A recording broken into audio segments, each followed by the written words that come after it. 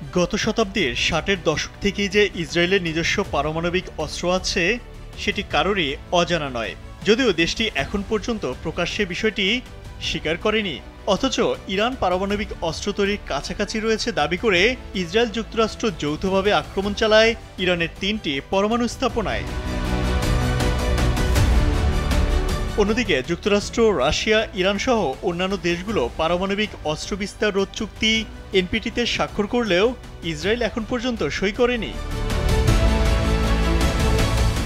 Israel যে গোপনে পারমাণবিক বোমা বানিয়ে ফেলেছে তা প্রথম জনসম্মুখে নিয়ে আসে খোদ ইসরায়েলেরই সাবেক এক পরমাণু প্রকৌশলী, যার নাম মোর্দেচাই ভানুনু। প্রশ্ন হলো, এই ইহুদি ইসরায়েলি নাগরিক হয়েও দেশটির গোপন পরমাণু কর্মসূচি কেন ফাঁস করলেন? এটা কি ইসরায়েলের কোনো ব্যর্থতা, নাকি অনানুষ্ঠানিকভাবে বিশ্বকে জানান দেয়া যে তারা এখন পরমাণু বোমার মালিক হয়ে গেছে? চলুন জেনে নেই ইসরায়েলের সাবেক পরমাণু প্রকৌশলী মোর্দেচাই ভানুনুর ইসরায়েল থেকে পালিয়ে গিয়ে যুক্তরাজ্যের গণমাধ্যমে ইসরায়েলের পরমাণু কর্মসূচির গুরুত্বপূর্ণ নথি ফাঁস করে দেওয়ার লোমহর্ষক গল্প। ইসরায়েলের পারমাণবিক কর্মসূচি সম্পর্কে প্রথমবার তথ্য জানা যায় মার্কিন পররাষ্ট্র দপ্তরের ১৯৬২ সালের একটি নথি থেকে। গত শতাব্দীর ৫০-এর দশকে দক্ষিণ ইসরায়েলে একটি পারমাণবিক বিদ্যুৎ কেন্দ্র নির্মাণের লক্ষ্যে ফ্রান্স ও ইসরায়েলের মধ্যে চুক্তি স্বাক্ষরিত হয়েছিল বলে ওই নথিতে উল্লেখ করা হয়। ডেলাস সেন্টার ফর পিস স্ট্র্যাটেজির গবেষক জেভিয়ার বহিগাস বলেছেন, ফ্রান্সের সঙ্গে ওই চুক্তির লক্ষ্য ছিল প্লুটোনিয়াম অর্জনের জন্য একটি চুল্লি তৈরি করা। গুগল ম্যাপে শহরটির অনুসন্ধান করলে দেখা যায় নেগেভ নিউক্লিয়ার সেন্টার নামে ওই পরমাণু গবেষণা কেন্দ্রটি ডিমোনা শহর থেকে প্রায় ১০ কিলোমিটার দূরে একটি মরুভূমির মাঝখানে অবস্থিত। মোর্দেচাই ভানুনু ১৯৮৫ সালের আগ পর্যন্ত প্রায় ৯ বছর ইসরায়েলের ডিমোনা পারমাণবিক কেন্দ্রে পরমাণু প্রকৌশলী হিসেবে কাজ করেছেন। ওই ৯ বছরে তিনি গোপনে স্থাপনাটির বিভিন্ন সুযোগ সুবিধার বেশ কিছু ছবি তোলেন, যেই ছবিতে কেন্দ্রটিতে পরমাণু অস্ত্র তৈরির প্রয়োজনীয় তেজস্ক্রিয় পদার্থ নিষ্কাশনের সরঞ্জাম এবং পরীক্ষাগার দেখা যায়। প্রশ্ন হলো, ভানুনু কেন ইসরায়েলের গোপন পারমাণবিক কর্মসূচির তথ্য ফাঁস করল? মূলত ভানুনু ১৯৮৬ সালে অস্ট্রেলিয়ার সিডনিতে পরমাণু অস্ত্রবিরোধী একটি সম্মেলনে অংশ নেন। সেখানে কলম্বিয়ার ফ্রিল্যান্স সাংবাদিক অস্কার গুয়েরোর সঙ্গে দেখা হয় তার।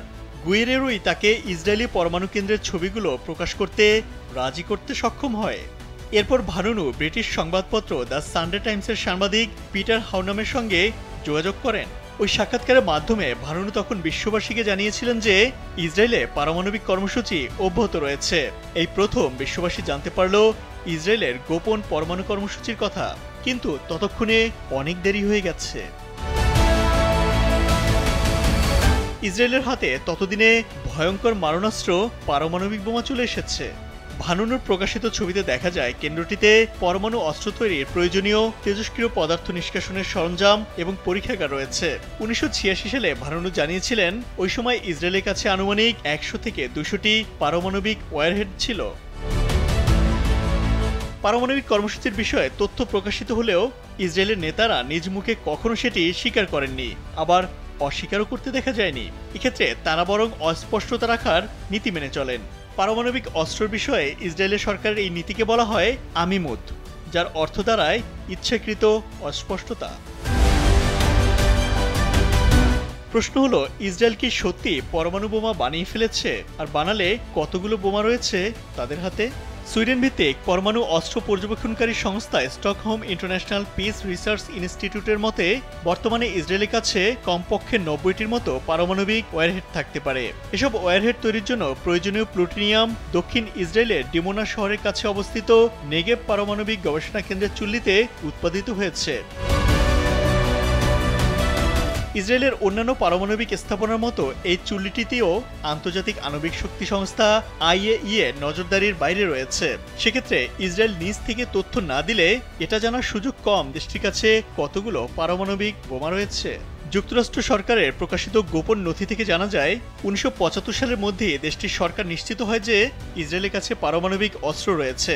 এরপর ৮০-এর দশকে এসে পরমাণু প্রকৌশলী মোর্দেচাই ভানুনু ইসরায়েল সরকারের পারমাণবিক কর্মসূচির বিষয়ে আবারও সামনে আনেন।